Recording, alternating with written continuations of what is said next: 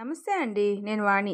ఈరోజు మనం చాగంటి ప్రసాద్ గారు రచించిన తండ్రి కొడుకుల అనుబంధం గురించి ఒక మంచి కథను విందాం. తొలకరి జల్లులు పడి నేల చిత్తడి చిత్తడిగా తయారైంది. వానతో పాటు వచ్చిన చిరుగాలికి పారిజాతం పువ్వులు నేల మీద తివాచీ పరిచాయి. అరుగు మీద పడక కుర్చీలో కూర్చున్న రాఘవాకి వాటిని చూడగానే సాకేత్ గుర్తొచ్చాడు. చిన్నప్పుడు తన చిట్టి చిట్టి చేతులతో ఏరి చిన్ని కృష్ణుడి విగ్రహం ముందు పోసేవాడు. బుద్ధిగా చేతులు కట్టుకొని చేత వెన్నముద్ద చెంగల్వ పూదండ అని ముద్దు ముద్దుగా పద్యం చదివేవాడు. వాడి చిన్నతనం కళ్ళకి కట్టినట్టు ఈ మధ్య జరిగినట్టుగా అనిపిస్తుంది.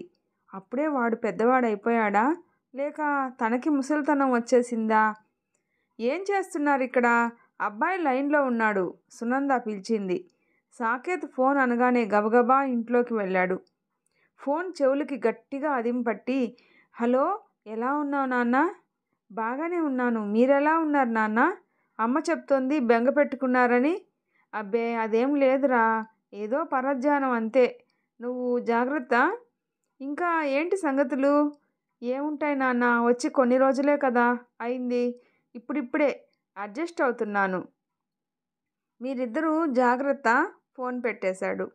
అయిందా ఫోను? ఏముంటాయి రోజు సంగతులు. ఒక్కరోజు ఫోన్ రాకపోతే కంగారు పడిపోతారు.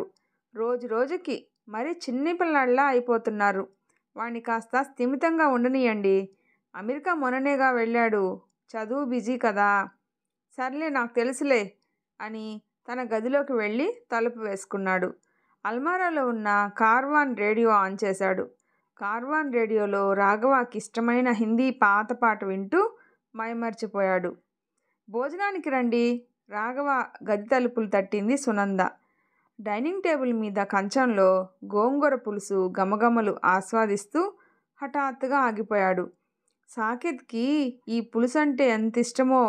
నువ్వు నెయ్యి వేసి కలిపి పెడితే కడుపు నిండా ఈ ఒక్క ఐటమే 2 సార్లు తినేవాడు. గొంతు జీరబోయి దగ్గొచ్చింది. సునంద మంచినీళ్ళిచ్చి తల మీద కొట్టి, కాసేపైనా మాట్లాడకుండా అన్నం తినలేరా? సాకేత్ తలుచుకుంటున్నట్టున్నాడు. అంత బెంగ పెట్టుకునేవారు ఎందుకు అమెరికా పంపించారు? నీకు తెలీదులే. లేచి చేయి కడుక్కొని వెళ్ళిపోయాడు. వింతగా చూసింది సునంద. రాఘవాకి కొడుకు చిన్నప్పటి విషయాలు గుర్తుకు వచ్చాయి. ఆ రోజు వద్దు నాన్నోయ్, నాకు చదువొద్దు అంటూ సాకేత్ కళ్ళు ఉబ్బిపోయేలా అక్షరాభ్యాసం చేస్తున్నంతసేపు ఏడ్చాడు. సునంద కూడా వాణ్ణి పట్టుకోలేకపోయింది. నేల మీద పడి దొర్లేశాడు. బడికి వెళ్ళనని పేచీ పెడితే ఎత్తుకొని క్లాసులో దింపటం ఇంకా గుర్తు. అలా దొర్లేసి ఏడ్చిన సాకేత్ ఎప్పుడూ చదువులో స్కూల్ ఫస్టే. వాడికి చెస్ నేర్పించి ఇంటికి వచ్చాక కాసేపు వాడితో ఆడేవాడు. కొత్త పుస్తకాలకు అట్టలు వేసి వాటి మీద లేబుల్స్ అంటించి వాడి పేరు 4th క్లాస్ సెక్షన్ ఏ అని రాస్తే వాడు తెగ సంబరపడేవాడు. క్లాస్కి వాడిలో చదువు మీద శ్రద్ధ పెరిగింది. ఎప్పుడూ ఎదురు చెప్పేవాడు కాదు. చాలా సాత్వికంగా ఉండేవాడు. అస్తమాను ఆ చదువు, మీ ఇద్దరి ఆటలు తప్ప వాడికి బయట ప్రపంచం తెలియకుండా పెంచుతున్నారు అని సునంద పోట్లాడేది. అవును, వాడే ప్రపంచం, వాడితోటే ప్రపంచం, వాడికి కూడా నాన్నే ప్రపంచం. అలా వాడి చదువులో ఉన్న రోజులన్నీ వాడే సర్వస్వం అని గడిపిన రోజులవి. ఆఫీసు నుంచి ఇంటికి వస్తే ఇక బయటికి ఎక్కడికి వెళ్ళాలని అనిపించేదే కాదు. ఆఫీసు ఫ్రెండ్స్తో కూడా ఎంజాయ్ చేయడమే మానేశాడు. కొడుకు ప్రేమపాశం తండ్రిని అంతలా చుట్టేస్తుందా అనిపించేది. చూస్తుండగానే కాలం వేగంగా పరిగెత్తింది. ఐఐటీలో సీట్ వచ్చి సాకేత్ ముంబై వెళ్ళినప్పుడు వాడికి జాగ్రత్తలు చెప్తుంటే, వాడిప్పుడు చిన్నపిల్లాడు కాదు అని సునంద నవ్వింది. వాడు తనని వదిలి వెళ్తుంటే సునందాకు తెలియకుండా చాటుగా ఏడ్చాడు. సాకేత్ ఎంఎస్ కోసం అమెరికా వెళ్ళాక చాలా ఖాళీ అయిపోయాడు. ఇప్పుడు వాడి ఆలోచనలతో మరింత బిజీ అయిపోయాడు. Hi Saketh, how do you do? Saketh భుజం మీద చేయి వేసింది భూమిజ. ఇద్దరూ ఐఐటి క్లాస్మేట్స్. ఒకరినొకరు ఇష్టపడ్డారు. అమెరికా వెళ్ళి ఎంఎస్ చేద్దామనే భూమిజ ప్రపోజల్కి సాకేత్ ముందు ఒప్పుకోలేదు. నాన్నని వదిలి 4 ఏళ్లున్నాను. నా వల్ల కాదిక. ఆయన్ని చూడకుండా ఉండలేను. అమ్మ కూచీల్ని చూసాం, నాన్న కూచీలు కూడా ఉంటారా? నీకు తెలియదు భూమి. నాన్న నా కోసం తన జీవితాన్నే త్యాగం చేశాడు. నన్ను వేకువనే లేపి ఐఐటి కోచింగ్ క్లాసులకి దింపి అక్కడే చెట్టు కింద కునికిపాట్లు పడుతూ కూర్చునేవాడు. అక్కడి నుంచి ఇంటర్ క్లాసులకి దింపడం చేసేవాడు. నేను చదువులో ఉన్నన్ని రోజులు నేనే సర్వస్వం అని మా నాన్న గడిపిన రోజులవి. ఒకరోజు నేను వానలో తడవటంతో జ్వరం వచ్చింది. అమ్మా నాన్న బాగా కంగారు పడిపోయారు. నాన్న అయితే ఆఫీస్కి సెలవు పెట్టేసి నన్ను వదలలేదు. భోజనం సరిగ్గా తినకపోవడం చూసి, మీరే అంత కంగారు పడిపోతే పిల్లాడు ఇంకా బెంగ పెట్టుకుంటాడు, ధైర్యంగా ఉండండి అని అమ్మ సర్ది చెప్పింది. నేను జ్వరం తగ్గి లేచి ఉత్సాహంగా ఉన్నప్పుడే నాన్న మొహంలో చిరునవ్వును చూశాను. నా ప్రతి పరీక్షల టైంలో తనే పరీక్షలు రాస్తున్నంతగా కంగారు పడేవాడు. కానీ అది పైకి తెలియకుండా నాకు మాత్రం గొప్ప ఆత్మవిశ్వాసాన్ని కలిగించే మాటలు చెప్పేవాడు. పరీక్షలు జరుగుతున్నంతకాలం ఏం అవసరం వస్తుందో అని నాతో సమానంగా మేల్కొనే ఉండి నాకు నిద్ర రాకుండా టీ కలిపి ఇచ్చేవాడు. కానీ నా మనసు నాన్నకి ఎలా తెలిసిందో, ఏరా అమెరికా వెళ్ళి ఎంఎస్ చేస్తావా అని అడిగాడు. క్యాంపస్లో ఎలాగూ మంచి జాబ్ వచ్చింది, ఎక్కడికి వెళ్ళను అన్నాను. పర్లేదులేరా, అప్పుడే ఉద్యోగం ఎందుకులే, చక్కగా ఎంఎస్ చెయ్యి అని దగ్గరుండి పంపడానికి ప్రయత్నాలు మొదలుపెట్టాడు.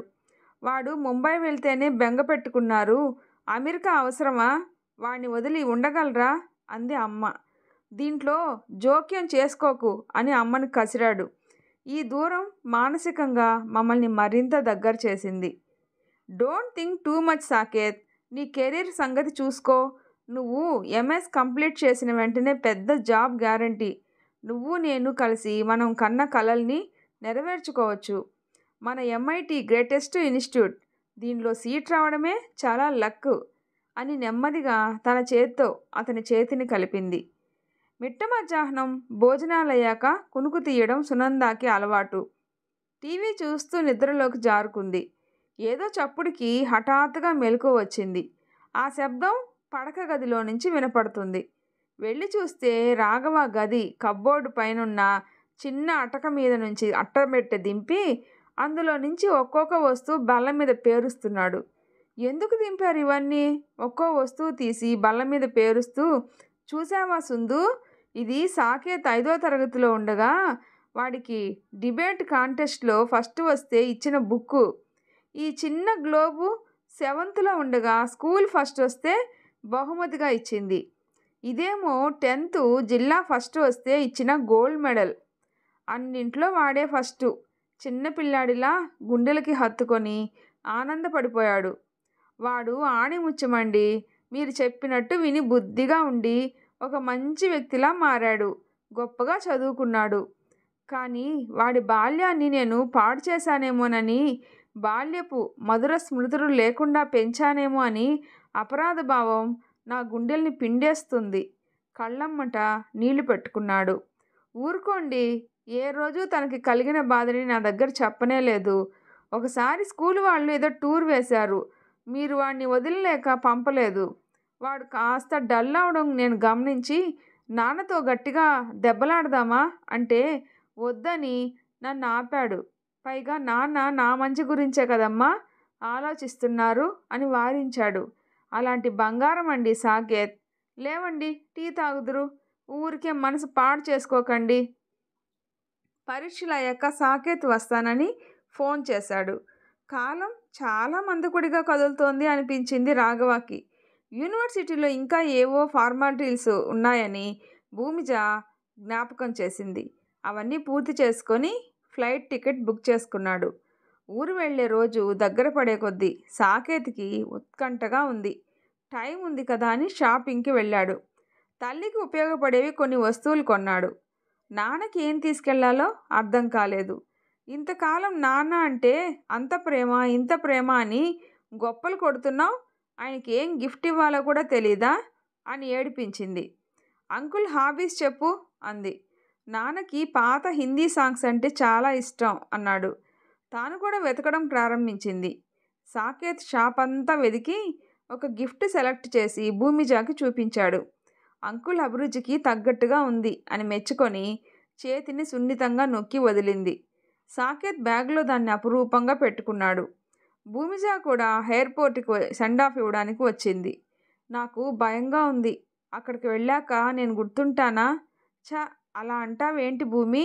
I never forget you because I love you అని భూమిజ చేతివేళ్ళని తన చేతివేళ్లతో కలిపి ఆమె చేతిని ముద్దు పెట్టుకున్నాడు.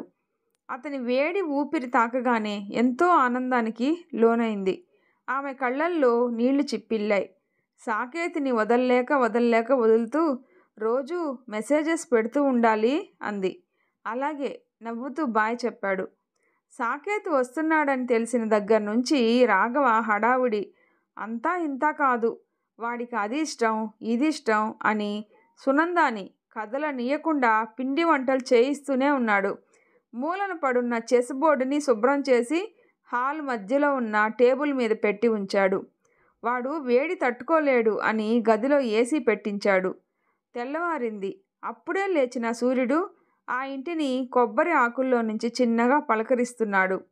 చల్లని చిరుగాలి తాకిడికి పారిజాతం చెట్టు నుండి జలజలారాలిన పువ్వులు నేల ఖాళీ లేకుండా నిండిపోయి మెత్తని తివాచీ పరిచాయి. అరుగు మీద పడక కుర్చీలో కూర్చొనున్నాడు రాఘవ. వీధిలో ఏ కారు శబ్దం విన్నా సాకేత్ ఎక్కిన కారే అని అనుకుని ఉలిక్కి పడుతున్నాడు. సునంద సాకేత్ గది నీటుగా సర్ది పెడదామని వెళ్ళింది. గదంతా నీట్గా సర్ది ఉండడం గమనించి, ఓహో, ఈయన ఎప్పుడో సర్దేశారన్నమాట, నాకెందుకు ఇస్తారు ఛాన్సు అని నవ్వుకొని బయటికి వచ్చి అరుగు మీద నిలబడింది. కారు ఇంటి ముందు ఆగింది. గేటు తీసుకుని వస్తుంటే చేష్టలుడిగిన రాఘవ సాకేత్ని నిలువెల్లా చూసుకుంటూ కళ్ళతో తడుముతూ ఉండిపోయాడు. అతని కళ్ళల్లో ఆనందాశ్రువులు పారిజాతం పువ్వుల్లా రాలాయి. వాడి చేతుల్లో నుంచి బ్యాగ్ తీసుకోవాలనే ధ్యాస కూడా లేదేమిటండి అంటూ సునంద సాకేత్ చేతుల్లో నుంచి బ్యాగ్ తీసుకొని, ఎలా ఉన్నావు నాన్న అని అతన్ని హత్తుకుంది. బాగానే ఉన్నానమ్మా. నాన్న మీరెలా ఉన్నారు అని ఇద్దరి కాళ్ళకి నమస్కరించాడు. రాఘవ కొడుకుని దగ్గరకు తీసుకున్నాడు. ఈలోగా సాకేత్ ఫోన్లో భూమిజ దగ్గర నుండి మెసేజ్ వచ్చింది. Where are you my dear అంటూ. రీచ్డ్ సేఫ్లీ అని రిప్లై పెట్టాడు. సాకేత్ వచ్చి 1 వారం అవుతుంది. ఇలా హాల్లో ముగ్గురం కూర్చొని ఎన్ని రోజులైందో కదా అని సునంద సంబరపడిపోతుంటే రాఘవ మాట్లాడలేదు. సాకేత్ తల్లితో పాటు ఉయ్యాలు ఊగుతూ మినప సున్ని ఉండలు జంతికలు ఇష్టంగా తింటున్నాడు. అమెరికా విశేషాలన్నీ తల్లికి పూసగుచ్చినట్టు చెప్తూ ఉన్నాడు. సునంద కొడుకు చెప్పే విషయాలన్నీ ఆనందంగా వింటోంది. కానీ రాఘవ పరిస్థితి అందుకు భిన్నంగా ఉంది. సాకేత్ తమతో ఉన్నా అతనికి విచిత్రంగా ఆనందంతో పాటు బెంగ కూడా వచ్చేసింది. ఏదో వర్ణించలేని అనుభవం జీవితంలో మొదటిసారి అతన్ని కుదిపేసింది. వాడు మళ్ళీ తిరిగి వెళ్ళిపోతాడని ఈ గుండె ఆరాటపడుతుందా? సునంద అతని కేసు చూసి, వచ్చేదాకా గోల పెట్టారు, ఇప్పుడేమో అలా బెల్లం కొట్టిన రాయిలా పడున్నారు, ఒక్క మాట మంతి లేదేంటండి, వాడిచ్చిన ఆ గ్రామ్ఫోన్ సెట్ కూడా చూడకుండా లోపల పెట్టారు అని గట్టిగా అంది. అబ్బే ఏమీ లేదు, చూస్తాను అని. బావుందిరా అని చిన్నగా అన్నాడు. ఎంతో సంబరంగా హడావుడి చేస్తాడు అనుకున్న సాకేత్ అలా అనేసి ఊరుకునేసరికి చిన్నబుచ్చుకున్నాడు. అది బయటికి తెలియనీయకుండా గదిలో మూల ఉన్న టేబుల్ మీద గ్రామ్ఫోన్ రికార్డ్ సెట్ పెట్టి ఆన్ చేశాడు. అందులో నుంచి రాఘవాకి బాగా ఇష్టమైన పాట గాలిలో విహారం చేసింది. అతనికి మరింత దిగులు పెంచేసింది. ఇంకా వినడం ఇష్టం లేక, నాకు నిద్రొస్తుంది, పడుకుంటా అని తన గదిలోకి వెళ్ళిపోయాడు. తండ్రి పరిస్థితి చూసి తల్లితో, నేను ఇక యూఎస్ వెళ్ళనమ్మా, ఇక్కడే ఏదో ఒక జాబ్ చూసుకుంటా, నాన్న చాలా కృంగిపోయినట్టున్నారు, మునుపటి హుషారే లేదు, నాకు భయం వేస్తుంది, వెళ్ళను అంటే నన్ను బలవంతాన అమెరికా పంపారు, నేను లేకుండా నాన్న ఉండలేరేమో అని కళ్ళు తుడుచుకున్నాడు. పర్వాలేదు నాన్న, కాసేపు బెంగ కాసేపు హుషారు, ఆయనకిది అలవాటే, నువ్వు నీ భవిష్యత్తు చూసుకో అని సర్ది చెప్పింది. ఏమిట్రా సాకేత్, అమెరికా వెళ్ళవా? చదివించిన చదువంతా వృధాయేనా? అదేం కుదరదు, వెళ్ళాల్సిందే అని వాళ్ళ సంభాషణ వింటున్న రాఘవ గదిలో నుంచి బయటికి వస్తూ గట్టిగా అన్నాడు. మిమ్మల్ని ఈ పరిస్థితుల్లో వదిలి అని నసుగుతుంటే నాకే ఉక్కు పిడిలా ఉన్నాను. రాత్రి నిద్రలేక కాస్త బడలికగా అంతే. నా గురించి అమ్మ గురించి ఆలోచించక ఆనందంగా ఉండి నీ చదువు ఉద్యోగం చూసుకో అని గబగబా అనేసి తన గదిలోకి వెళ్ళి తలుపులు వేసుకున్నాడు. సాకేత్ వెళ్ళే రోజు వచ్చింది. వెళ్ళొస్తాను నాన్న అని తండ్రి దగ్గరకు వచ్చి గాఢంగా ఆలింగనం చేసుకున్నాడు. ఒక్క క్షణం రాఘవ తన అస్తిత్వాన్ని పూర్తిగా మర్చిపోయి కాసేపు అనిర్వచనీయమైన అనుభూతిని పొందుతూ ఉండిపోయాడు. కాలం స్తంభించిపోతే బావుణ్ణు అని ఇద్దరూ అనుకున్నారు ఒకేసారి. వర్జం వచ్చేస్తుంది, బయలుదేరండి, సునంద తొందర పెట్టింది. తల్లిని బుగ్గ మీద గట్టిగా ముద్దు పెట్టుకొని తండ్రి కళ్ళల్లోకి చూడలేక కారు ఎక్కేశాడు. సాకేత్ వెళ్ళిపోయాక ఇల్లు చిన్నబోయింది. సునంద ఒక 10 సార్లైనా అంది. రాఘవ నుంచి ప్రతిస్పందనే లేదు. ఈయన ఎలా ఉంటున్నారో ఓసారి కదపాలి అనుకుంది.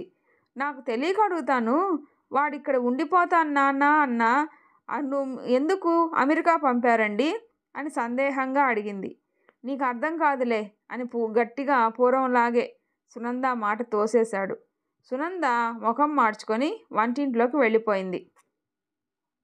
సునంద కోపం వచ్చిందని తెలిసి ఆమె బాధ కరెక్టే కదా, ఒక్కగానొక్క కొడుకు మా దగ్గర ఉండాలని వాడి ప్రేమ పొందాలని అనుకుంటుందేమో అనిపించింది. ఆమె మీద చేతులేసి అనునయంగా, ఓసే పిచ్చిదానా, నా మాట విను, వాడికంటూ ఒక సహవాసి దొరికింది. ఆ అమ్మాయి కూడా వీడిని వదిలిపెట్టి ఉండలేదనే నేను గ్రహించాను. వాడికి ఐఐటి క్లాస్మేట్. నేను వాడి క్యాంపస్కి వెళ్ళినప్పుడే గ్రహించాను. ఆ అమ్మాయితో మాట్లాడుతుంటే వాడి కళ్ళల్లో మెరుపు. అందుకనే అమెరికా పంపాను. ఆ పిల్ల పేరు భూమిజా. ఎల్లప్పుడూ వాడిని నేను పట్టుకుని కూర్చుంటే వాడి జీవితం అంతా నేనే ఉంటాను. మనమా రెక్కలుడిగిన పక్షులం. వాడేమో కొత్త రెక్కలొచ్చి ఆకాశమే హద్దుగా ఎగరవలసినవాడు, ఎదగవలసినవాడు. వీడితో పాటు అంత మంచి యూనివర్సిటీలో సీట్ సంపాదించింది అంటే ఆ పిల్ల కూడా చదువులో చాలా తెలివైంది. వాడిని జాగ్రత్తగా చూసుకుంటుంది అని నాకు నమ్మకం ఉంది. వాడి మీద నా మితిమీరిన ప్రేమ వాడి భవిష్యత్తుకి అడ్డంకి కాకూడదు. అందుకనే తప్పుకున్నాను. అందుకనే నాలో ఉన్న వాడిని అర్థం చేసుకోవడానికి నాకు ఇన్ని రోజులు పట్టింది. నన్ను నేను మార్చుకునే సమయం వచ్చింది అని తెరపిన పడ్డ మనసుతో అన్నాడు. అందుకనేనా అస్తమాను నాకేమీ తెలీదు, అర్థమవదు అనేవారు? మీకెలా తెలిసింది వాళ్ళిద్దరూ ప్రేమించుకుంటున్నారు అని? అనుక్షణం వాడి గురించి ఆలోచించే నాకు వాడికి ఏది ఇష్టమో ఏది అయిష్టమో తెలీదా? వాడు అక్కడ ఉద్యోగంలో చేరాక త్వరలో మనకి ఈ విషయం చెప్తాడు. నాకు విశ్వాసం ఉంది. ఒకవేళ మన దగ్గర ఉన్న మన మీద ప్రేమతో ఆ అమ్మాయిని వదులుకుంటాడు. ఆ అమ్మాయి కోసం తపిస్తాడు. వాడు బాధగా ఉంటే మనం ఉండగలమా? అందుకనే పంపించేశాను అని గట్టిగా నిట్టూర్చాడు. వాడు దగ్గర లేకుండా ఉండగలరా ఈ రాబోయే కాలమంతా? వాడు తిరిగి వెడుతూ నాకు అత్యంత విలువైన కానుక ఇచ్చాడు. అది చాలు జీవితాంతం బతికేయడానికి అని చేతులు గుండెల మీద వేసుకొని పుత్రగాఢ పరిష్వంగం అనుభూతిని మళ్ళీ తలుచుకున్నాడు. ఈ వీడియో నచ్చితే ప్లీజ్ లైక్ చేసి షేర్ చేయండి, సబ్స్క్రైబ్ చేసుకోండి. స్టోరీ ఎలా ఉందో తప్పకుండా కామెంట్ చేయండి. Thanks for listening.